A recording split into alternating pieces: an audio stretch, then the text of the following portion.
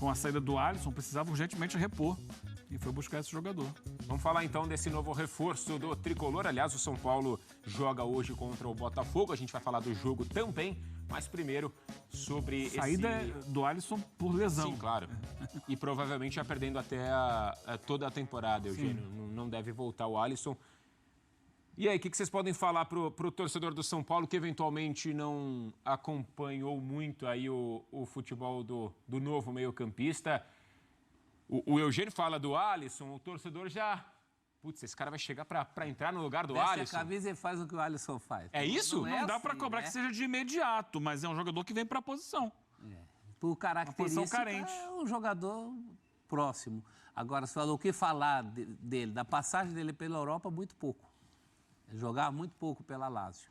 A gente tem a ideia de um jogador que começou muito bem aqui no Brasil e com características parecidas com o que o Alisson entregava.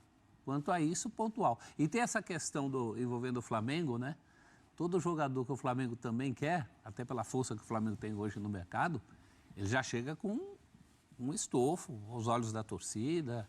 Importante, um reforço importante, num momento necessário. Vamos colocar na tela, os comentaristas adoram, o mapa de calor, o mapa de movimentação. Vamos ver se é onde eu imagino.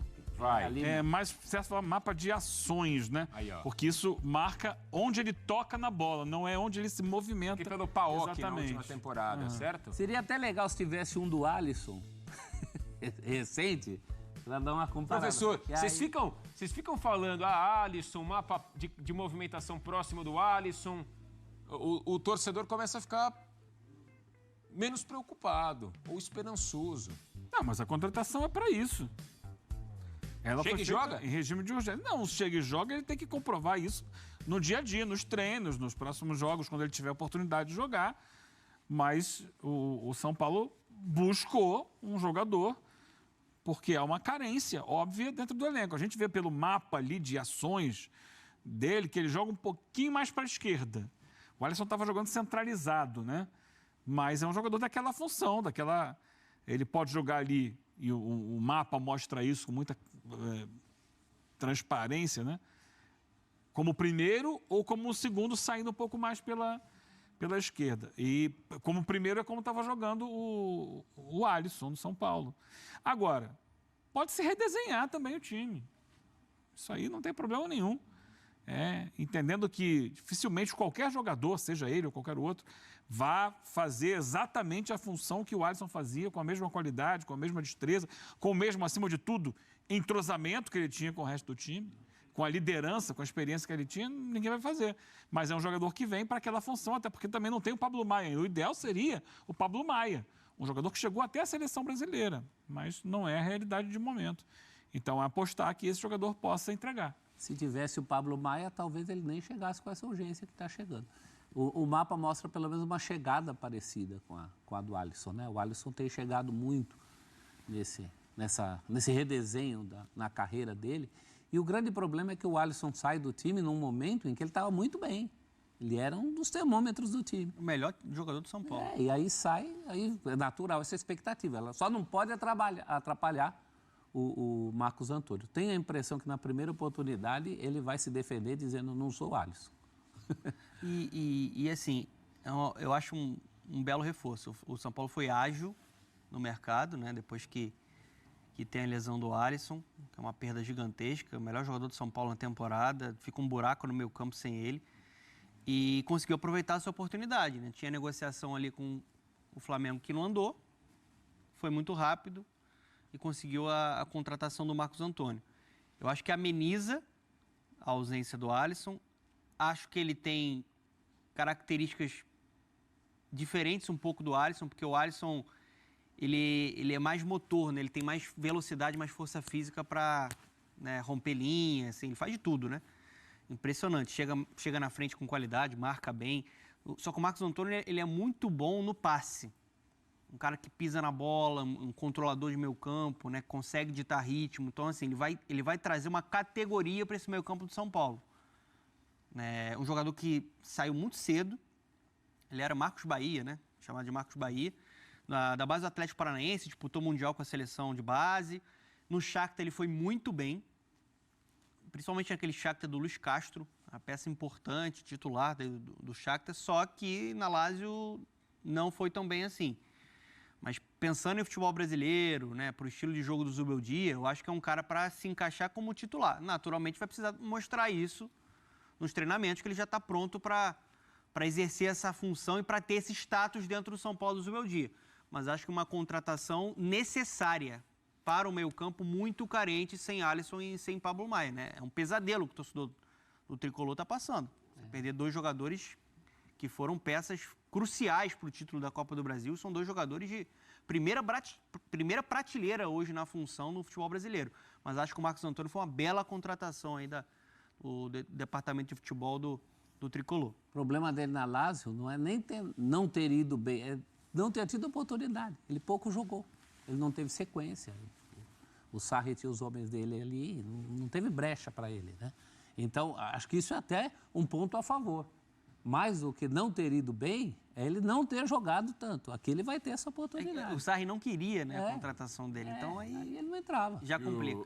E o Zubeldia está mostrando que vai poder trabalhar e cada vez mais com peças para montar esse São Paulo também brigando em 3 frentes nesse momento da temporada. Aliás, ele está suspenso para esse jogo de hoje contra o Botafogo, mas escala o São Paulo mais ou menos assim. Vamos dar uma olhada nas possíveis escalações de São Paulo e Botafogo. Tem jogo hoje às 7h30 da noite. Belo jogo. Fundamental, hein? Jogo fundamental aí, um dos melhores jogos da rodada. É, o jogo do líder, né? Tem sempre atenção especial. Porque quem tá ali atrás tentando encostar no líder... O próprio São Paulo atrás, olhando pro Sim. líder. Tem que prestar uma atenção nesses horários, né? 7, 7h30, 8, Vai, professor, 8h30, chega cedo, hein? 9h30. Volta da Casper, volta da faculdade cedo. Em São Paulo é complicado. O professor não pode cabular a aula, né, professor? Não. Ó, Rafael é o goleiro. Igor Vinícius ou Rafinha, Arboleda, Alan Franco e Wellington. Luiz Gustavo e Bobadilha, Luciano, Ferreirinha, Lucas Moura e Calheri. O Ferreirinha agora é Ferreira? Eu tô vendo um repórter chamado Ferreira. No Grêmio também já tinha essa variação, né? Eu vi alguns Eu gosto mais repórteres de e narradores Ferreirinha. chamando de Ferreira e não Na mais verdade é Ferreira. Ferreira e a variação é Ferreirinha. Não, o professor que gosta. É o Ferreirinha que pediu pra ser chamado de Ferreira. É o Gustavo que não quer mais ser Mosquita. É não sei o que não... Ó, é o Léo Pelé que não quer ser mais Léo Pelé. Enfim, John é o goleiro do Botafogo. O Cocão que quer ser o Matheus Carvalho agora. Damian Soares, Bastos, Barbosa e Cuiabano. Danilo Barbosa e Marlon Freitas, Luiz Henrique ou Tietê, Savarino, Tiquinho Soares e Igor Jesus. Bons times para a expectativa de um bom jogo hoje, Eugênio. É, o Botafogo que ontem confirmou as lesões, né? Importantíssimas, gravíssimas lesões. Vamos falar disso daqui a pouquinho. Do Eduardo e do Júnior Santos, vai ter ali fundamental a presença do jogador que acabou de chegar, o Igor Jesus. Já estava contratado há algum tempo, né? Mas devido à janela só pôde chegar agora, o Botafogo.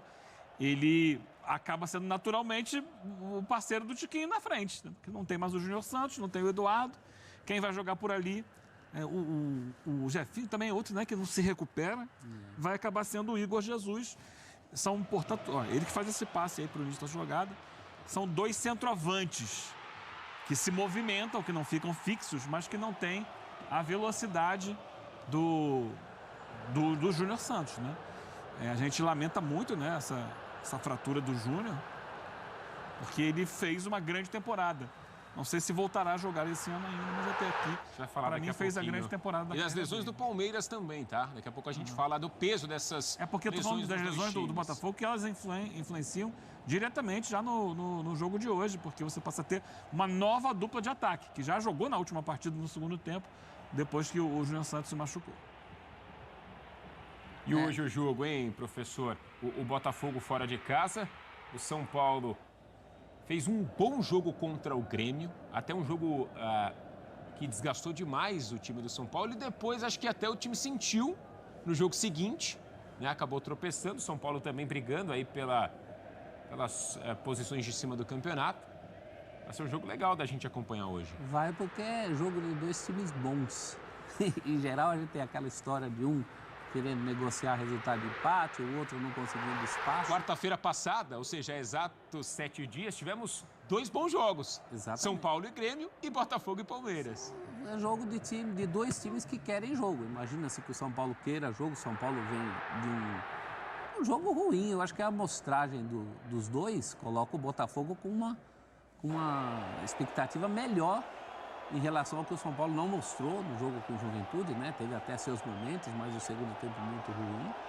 Então é uma expectativa muito boa. Mesmo esse Botafogo com um ataque redesenhado, é um Botafogo com possibilidades. Hoje o Botafogo é um time confiável, um time consistente. O São Paulo buscando o seu caminho também, com boas possibilidades. É um dos bons jogos desse campeonato. Esses jogos que cruzam a turma da frente costumam ser jogos muito bons, né? E quando eu falo turma da frente, estou incluindo ali até o Bahia, o Atlético Paranaense. São times que você pode confiar numa boa partida. Zubeldia fora, suspenso, e o Caleri que pode voltar para o time hoje, Dona. Então, acho que o ponto positivo para o São Paulo são os retornos, né? Assim, o Caleri é um cara que, até jogando contra uma zaga com muita imposição física, Bastos e o Baltazar, Baltazar, eu falei? Barbosa? Baltazar. Desculpe, Barbosa. Ele consegue sustentar, jogar de costas, né? Fazer esse papel, né, ali de camisa 9. É um cara muito mais letal que o André Silva. O André Silva, por exemplo, teve oportunidades ali contra o Juventude, acabou desperdiçando, acho até que é um bom jogador. Mas o Caleri é um jogador mais decisivo ali no último terço do campo, sem contar a movimentação que ele consegue fazer nesse ataque, como ele consegue oferecer espaços para o Lucas, principalmente para o Luciano, que é um cara que tem uma chegada na frente com muita força, o próprio Ferreirinha ali pelo lado esquerdo. Então isso é positivo. E não só o Caleri, os laterais também titulares, né?